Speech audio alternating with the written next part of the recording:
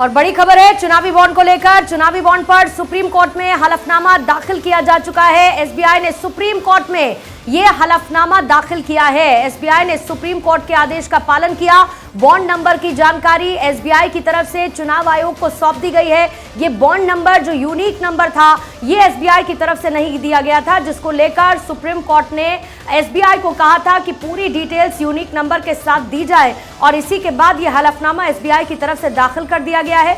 इससे पहले चुनाव आयोग ने तमाम डिटेल्स परचेजर नाम के साथ जारी की थी, जिसमें पार्टियों के नाम का भी जिक्र था। सुमित मेरे सहयोगी इस पर और ज्यादा जानकारी के साथ इस वक्त जुड़ चुके हैं। सुमित, अब जो हलफनामा है एसबीआई की तरफ से दाखिल किया गया सुप्रीम कोर्ट की, उसकी डिटेल्स दीजिए। अब इस हलफनामे के बाद एसबीआई क्या सबमिट कर रही है या कर चुकी है चुनाव आयोग को?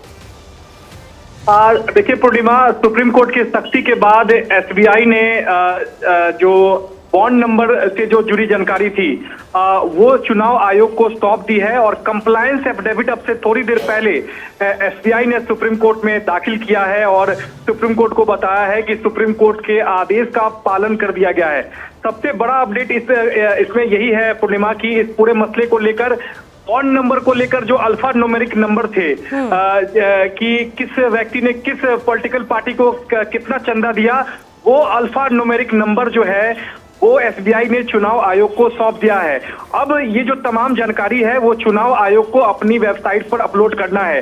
जैसे ही चुनाव आयोग अपनी वेबसाइट पर अपलोड करेगा ये पता चल सकेगा कि किसने किसको कितना चंदा दिया। ये सबसे बड़ा अपडेट होगा अब तक का, क्योंकि ये जानकारी एसबीआई ने नहीं दी थी। पिछली सुनवाई में सुप्रीम कोर्ट ने एसबीआई को फटकार लगाया था और निर्देश दिया था कि 21 मार्च को शाम 5 बजे तक आप कंप्लायंस एफिडेविट फाइल कीजिए और हमारे आदेश का पालन करने की जानकारी हमें दीजिए। तो वो जानकारी एसबीआई ने थोड़ी देर पहले सुप्रीम कोर्ट को दी है। कंप्लायंस एफिडेविट है, अब इसके आधार पर यह कहा जा सकता है कि इलेक्टोरल बॉन्ड से जुड़ी हुई कोई भी अब ऐसी जानकारी नहीं है जो एसबीआई के पास बची हुई है और वो अब सब कुछ साझा कर चुका है चुनाव आयोग के पास सुप्रीम कोर्ट के आदेश के बाद।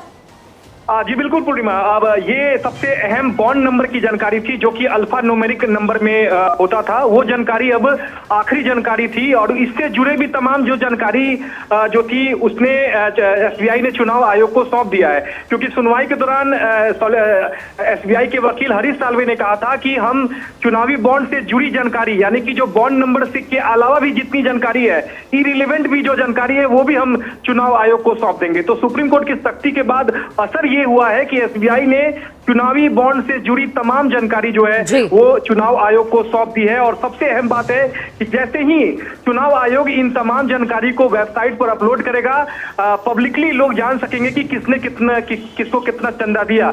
ये अब तक हाइड था क्योंकि एसबीआई ने अल्फा न्यूमेरिक नंबर चुनाव आयोग को अवेलेबल नहीं कराया था।